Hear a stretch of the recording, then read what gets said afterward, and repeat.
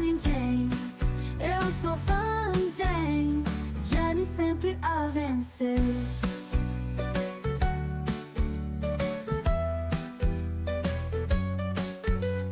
Que dá certo e continua. Incrível isso. É incrível isso, é admirável.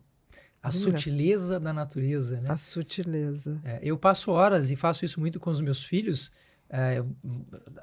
Os meus filhos nasceram em Curitiba, uma cidade grande, mas eu faço questão de, pelo menos 2 ou 3 vezes por ano, a gente ir para um lugar completamente isolado, sem acesso à tecnologia, à luz, Sem nada disso. Wi-Fi, sem nada. Tá.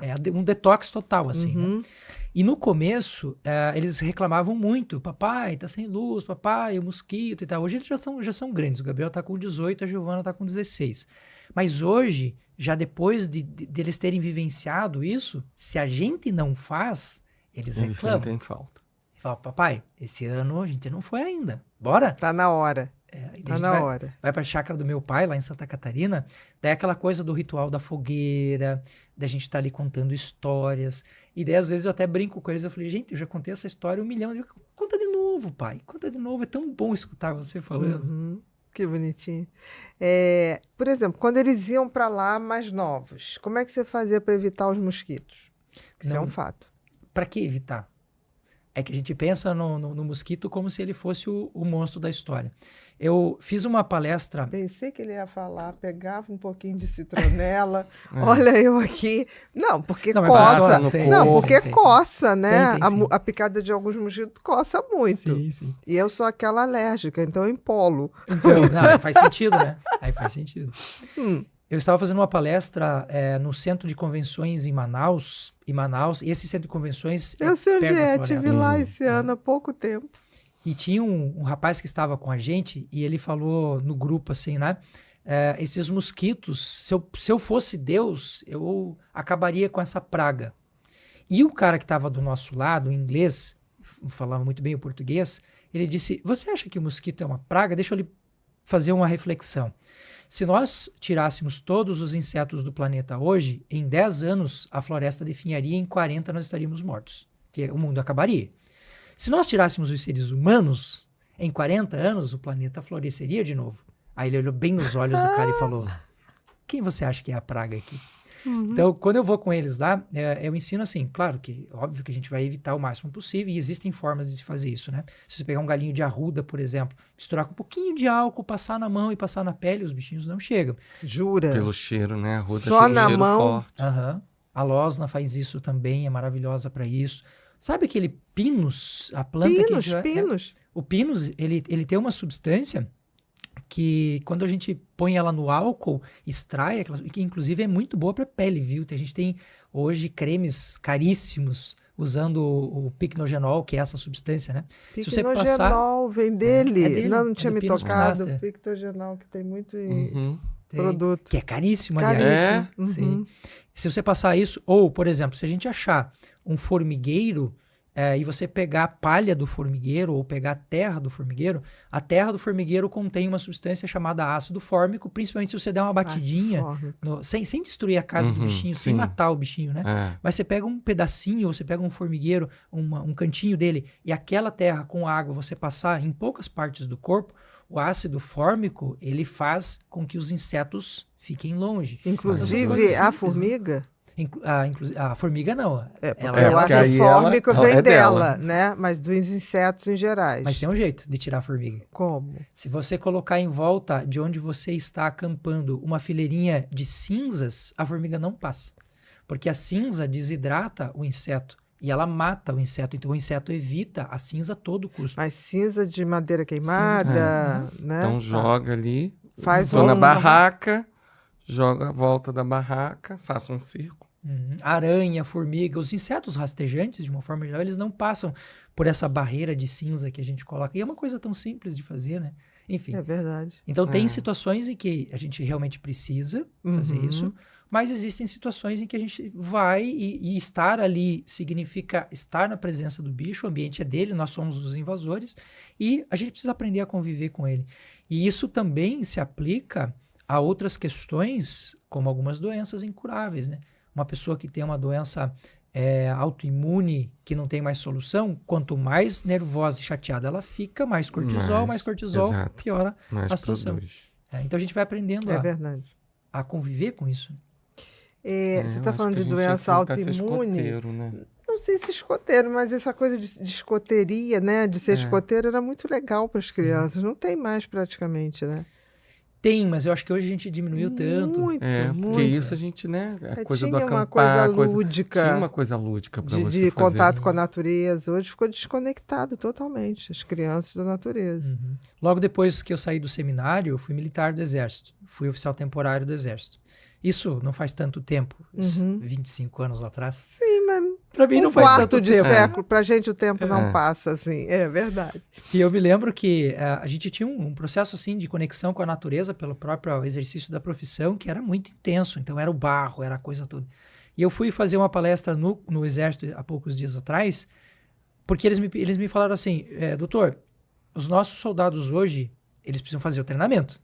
Só que hoje a gente tem um drama muito sério com a coceira, com doenças autoimunes, mas nós temos a maior quantidade de baixas aqui é por questões emocionais. Inclusive o menino faleceu lá, e foi o que motivou a ida lá, enfim, por questões emocionais. Quer dizer, isso sempre existiu de certa forma, mas hoje está num nível de intensidade, talvez porque a gente esteja vivendo um momento de pouca ressonância emocional. Então a gente não tem tanta tolerância para lidar com algumas coisas, e estímulos que eram pequenos, e eu não estou falando isso por preciosismo, dizendo que a minha época foi melhor do que a de ninguém, absolutamente não é isso, mas o nosso nível de tolerância ao estresse era muito maior. A cidade onde eu moro, Curitiba, tem uma rede de restaurantes que contrata as pessoas, que só contrata pessoas que vêm do interior. Daí você fala, mas por que você faz isso? Por quê? É um preconceito? Aí eu fui conversar com o dono e ele me disse não. E ele pega especificamente gente que vem da roça. Ele disse porque o nível de tolerância deles é muito maior para algumas coisas, naturalmente, né? Mas sofrimento maior, nível de encarar aquela coisa do sofrimento físico, da jornada e tudo mais, é muito maior. Então, eu vou dar preferência sempre para eles. Então, eu acho que hoje a gente vive um momento da nossa história em que a gente tem uma tolerância ali... Quase zero, com qualquer frustração, com qualquer desconforto, com tudo, né? É isso que eu tô falando, a nossa evolução tecnológica criou um abismo na evolução emocional. Criou um abismo, porque a gente está acostumado a tudo muito rápido, tudo muito à mão, e aí qualquer coisinha se torna um problema. Qualquer coisinha mesmo. Né? Sim. Eu tenho uma história que eu lembro... Eu até fui investigar essa história, eu nunca consegui achar um fundo de verdade, mas ela está tão incrustada já na cultura da cidade que é considerada como verdadeira. Inclusive o hospital, que é tema dessa história, até hoje cultua isso. Tinha uma menina, uma enfermeira, que ela tinha um nível de dedicação tão incrível pelo que ela fazia, ela tinha um estado de fluxo com o que ela fazia tão intenso, que ela contaminava as pessoas por onde ela passava. E ela passou a ser um objeto de estudo, né? E tinha um menininho que tinha um linfoma grave, já estaria, segundo os médicos, desenganado, ele teria coisa como 4 meses de vida, e ele estava deitado na sua cama, 8, 9 anos, triste, já acabrunhado. Imagina, a família toda, aquela energia pesadíssima. E ela passa pela frente da porta. Quando ela vê a tristeza do menino, ela volta. Ela diz, o que você quer ser quando você crescer? Aparentemente, você vai me perguntar, o que isso tem a ver com ressonância emocional? Tem a ver esse tipo de trabalho que a gente faz, que é provocar a mente que está quieta, às vezes ela precisa de uma chacoalhada. E esse menino olha para ela com empolgação e lhe diz, eu quero ser bombeiro. E a mãe, assustada, ao lado, diz, mas a gente não conhece nenhum bombeiro. Nós não temos ninguém na família que seja bombeiro. E ele diz, mas eu quero ser, porque bombeiro, ele melhora a vida das pessoas, ele salva as pessoas.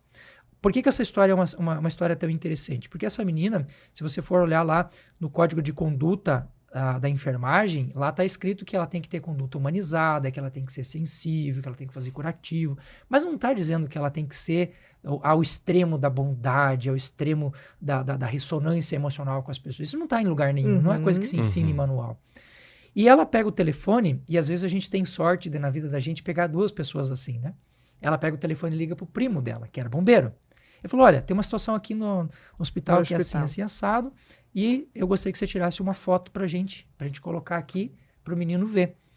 É difícil traduzir em palavras o que a gente vê em resultados ali dos exames, dos equipamentos, a glicemia, a oxigenação do sangue, tudo entra num complexo que não há remédio, não há pílula no mundo que você tome que faça isso. E ela tira a foto, traz pro menino, e esse cara que era soldado lá do Corpo de Bombeiros, ele teve uma ideia. Ele falou, por que eu não vou aí no hospital fazer isso? Gente, veja a somatória de coisas e o quanto... O fluxo de O fluxo pessoas sincronizadas, né? com essa intenção de fazer o bem, de ir criando essa ressonância. E a gente percebe que quando ele vai pegar o telefone para ligar para o comandante dele, o comandante diz, não, você não vai. Nós vamos. Nós vamos. Nós Aumentou o fluxo. E eles criaram uma coisa assim, ó, na semana tal, no dia tal, nós estaremos aí. Em que andar que esse menino está? Ah, tá no segundo andar. Não, segundo andar o caminhão do bombeiro consegue chegar. Então você consegue imaginar Vamos entrar a cena. pela janela, né? Com aquela escada.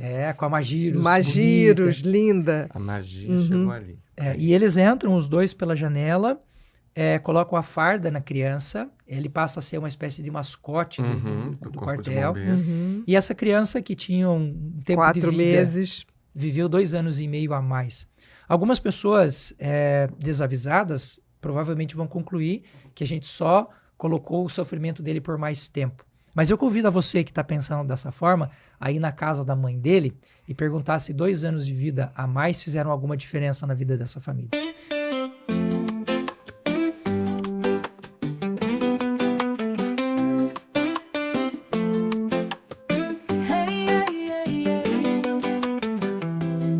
Entrei no fluxo desse amor tão profundo, sintonizando na frequência desse mundo, onde sonhos viram pura realidade, criando um novo com simplicidade. As vibrações me levam nesse mar de paz, em sintonia com o bem eu vou mais. Cada pensamento é um portal de luz, vou criando a vida sem nenhum ajuste. Na frequência divina, na frequência divina, na frequência divina.